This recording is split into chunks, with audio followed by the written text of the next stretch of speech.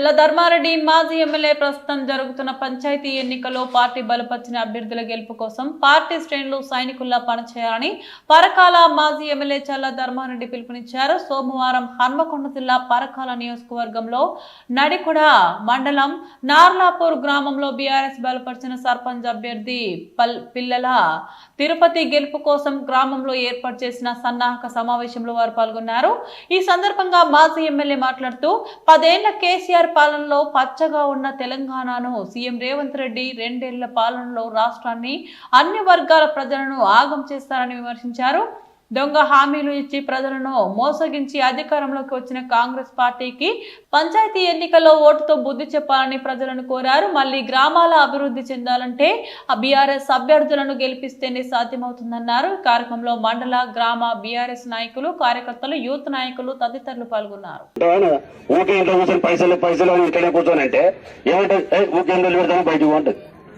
మన గుట్టు దాచుకొని వ్యవహారం చేయాలి.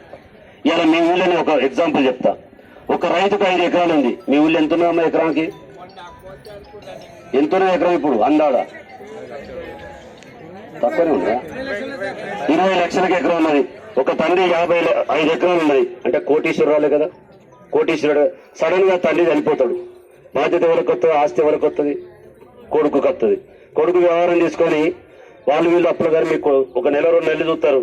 మీ నాన్న మా దగ్గర 5 లక్షలు తీసుకున్నా, నా దగ్గర 2 లక్షలు తీసుకున్నా, నా దగ్గర 10 లక్షలు తీసుకున్నా అని అందరూ రకం ఇంటికి వస్తారు. మా నాయన వేసుకున్నప్పుడు నాకు తెలియదు, నాకేం సంబంధం అంటే ఊకుంటారా? నువ్వు ఆయన ఆస్తి 5 ఎకరాలు తీసుకుంటావు, అప్పులేమో కట్టనంటావు. అప్పులు చేసి ఊరంతా తిరుక్కుని మా నాయన అప్పులు చేసి నేను కట్టాలంటే ఎవడుకుంటాడు? ఆయన ఎకరాలు కావాలి, అప్పులేమో వద్దు. ఇవాళ కేసీఆర్ గారు కూడా ఆస్తులను పెంచిండు, తెలంగాణ రాష్ట్రాన్ని విలువ పెంచిండు. తెలంగాణ రాష్ట్రంలో హైదరాబాద్ లో 1 ఎకరం తక్కువ 50 కోట్లు ఉంది. రేవంత్ రెడ్డి మొన్న భూమి అమ్ముకుని పేపర్ చూసి 1 ఎకరానికి 137 కోట్లకు అమ్మండు. 1 ఎకరం 130 కోట్లు. ఇది ప్లేస్ సరిపోదు, మీ ఊరు అంతా పరిస్థితి సరిపోదు. ఆ పైసలు 100 అమ్మినా లేదా? ఆ విలువ ఎవరు పెంచిందమ్మా? కేసీఆర్ ఆస్తి పెంచి ఇచ్చాడు మనకు. ఆ ఆస్తి కావాలి, అప్పులో అయితే కట్టనంటావు. పోనీ మొన్న అమ్ముకున్నావు కదా, అమ్ముకునే అందరు బాకీలు కట్టవా? ఆ బాకీలు కట్టినట్టు ఆయన కొత్త దుకాణం పెట్టుకున్నాడు ఇంకోటి. అంటే గిట్లాంటి మూర్ఖం ఇవన్నీ మీకు తెలియకపోతే ఏదో చెప్పిండు, ఆయన మైక్ లో చెప్పిండు వచ్చిపోతాడు అన్న. అక్కడ మైక్ పెడితే ఎవరు విన్నారు? కొంచెం కూర్చుని పెట్టి నిమ్మగా మాట్లాడుతూ అవసరమైతే 1 గంట సేపు ఎక్కువ మంచిదే చర్చ పెట్టుకుందామని చెప్పిన. ఇవన్నీ నిజాలు. ఆస్తి కాదు, మన విలువలు పెంచిండు. ఈ వచ్చాను మొన్నటి వరకు భూమి 20 లక్షలు అడిగినా నువ్వు ఇవ్వకపోయేది. ఇప్పుడు 15 లక్షలు ఇస్తారని కొంటోళ్ళాడు. మళ్ళా కొంటాడా? ఎక్కడ ఎందుకు పడిపోయింది? కాంగ్రెస్ ప్రభుత్వం వచ్చింది, భూముల రేట్లు పడిపోయినాయి, మన విలువలు తగ్గినాయి.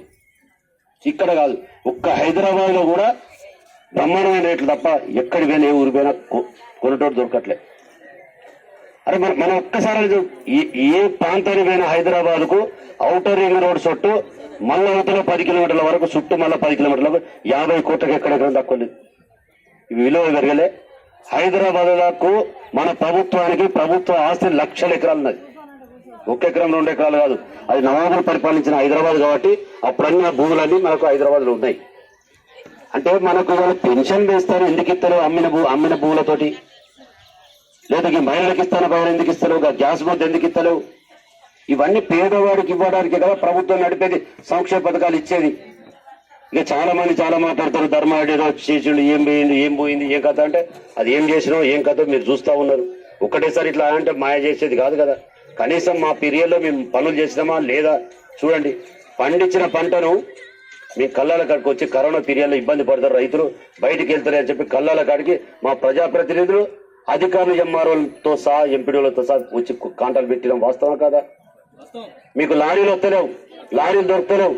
గూడప్పాడు కాడ నేను 10-15 రోజులు వండుకునేది కార్లో వండుకొని వచ్చిన లారీని వచ్చినట్టు ఇసుకపోయే లారీని నన్ను ఆపి కళ్ళల కాడి పంపించి ఇక్కడ మక్కలు కాంటా పెట్టించి, మన రాష్ట్రంలో గోడౌన్ లేకపోతే ఆంధ్ర రాష్ట్రానికి గోడౌన్లు పంపించి పెట్టుకున్నాం స్టాక్. కరోనా పీరియడ్లో రైతు గోసపడద్దని, కరోనా పీరియడ్ ఇంట్లోకి వెళ్ళకపోతే కూడా మీ అకౌంట్లో 15 రోజులు డబ్బులు వేసినాము. ఇది వాస్తవం కదా. కేసీఆర్ ఉత్తగ కూర్చున్నాడా? ఫామ్ హౌస్ లో కూర్చొని ఉత్తగా పడుకున్నాడా? ప్రతిదీ రైతుల గురించి కానీ పేదల గురించి కానీ ఏ సంక్షేమం తీసుకురావాలని చూసిండు. ఇక కాళేశ్వరం ప్రాజెక్టు కట్టిండు. మనం ఉత్తగా మాట్లాడుకుందాం. కాళేశ్వరం ప్రాజెక్టు కాలితే దరిద్రానికి అది కింద ఇసుక గుంగింది, దాని కింద బొగ్గున్నది. ఈ బొగ్గు బాయినంతా ఆ ప్రాంతమే కదా, ఇటు మన పరివాహక ప్రాంతం వాటర్లు ఉన్న ఏరియా, మనకు భూపాలపల్లి అయితేంది, బెల్లంపల్లి అయితేంది, ఈ కోల్ బెల్ట్ అంతా ఆ గోదావరి పోతుంది. ఆ పిల్లర్ కింద బొగ్గు గుంగింది, బొగ్గు గుంగితే పిల్లర్ గుంగింది, పిల్లర్ గుంగితే గతం అయ్యా ఇల్లు కూలగొడతాం మనం. వెనకట కట్టెతోటి మొగురాలతో కట్టిన ఇల్లు ఒక్క మొగురం ఎరిగితే ఏం చేసేది మనం? నిట్టాడు పెట్టుకొని ఇట్లా పెట్టుకొని మళ్ళీ ఇంకో మొగురం చేసి పెట్టుకోలేదా మనం? ఇలా సపోర్ట్ పెట్టుకోలేదా? ఇప్పుడు ఒక పిల్లర్ తీసేసి 2 పిల్లలు చేసి కట్టుకోరాదా మనకు? దాన్ని కట్టనిస్తలేడు. ఎవరి మీద కోపం? కేసీఆర్ మీద కోపం. కానీ ఇక్కడ రైతులు నష్టపోతలేరా?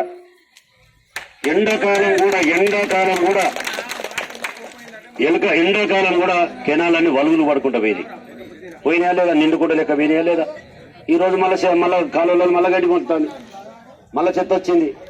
అంటే ఒక వ్యవస్థ గురించి మీరు ఆలోచించండి. 10 సంవత్సరాల్లో తెలంగాణ ఇమేజ్ని పెంచిండు భారతదేశంలో అన్ని రాష్ట్రాలలో. అప్పుడు గ్రామ పంచాయతీలు మొత్తం 10 గ్రామ పంచాయతీలు, ఉత్తమ గ్రామ పంచాయతీలు తీస్తే 10కి 10 మనమే వచ్చినాం భారతదేశం మొత్తంలో. అరే 10 వచ్చినాయి మళ్ళీ కేంద్ర ప్రభుత్వం 20 గ్రామాలు తీయని చెప్పింది. 20 గ్రామాలు 18 గ్రామాలు మనమే. అంటే ఆనాడు పరిశుభ్రత కొరకు, చెత్త చెరగాలను తీసేసే కొరకు ఒక ట్రాక్టర్ ఇచ్చినాం, ప్రతి ఊళ్ళో చెత్త తీపించినాం, ఊడిపించినాం, మోరీలు తీపించినాం. కాబట్టి ఊరు పరిశుభ్రంగా ఉందని చెప్పి సెంట్రల్ గవర్నమెంట్ వాళ్ళు వచ్చి వాళ్ళే సెలెక్ట్ చేస్తారు. అలాంటిది ఈ రోజు ఏ గ్రామానికి పోయినా చెత్త కుప్ప తీసి మోరి పక్కకి ఎత్తాను, దాన్ని తీసేటోడు లేడు, అసలు చెత్త తీసేటోడే లేడు. ట్రాక్టర్ స్టార్ట్ చేసి అలా డీజిల్ పోసేటోడు ఇవాళ ట్రాక్టర్లో.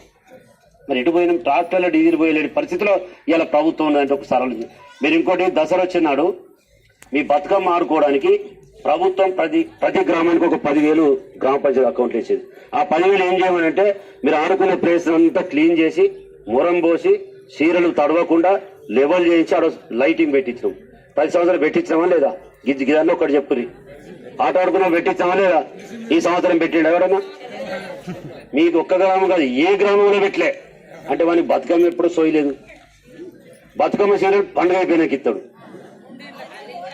కేసీఆర్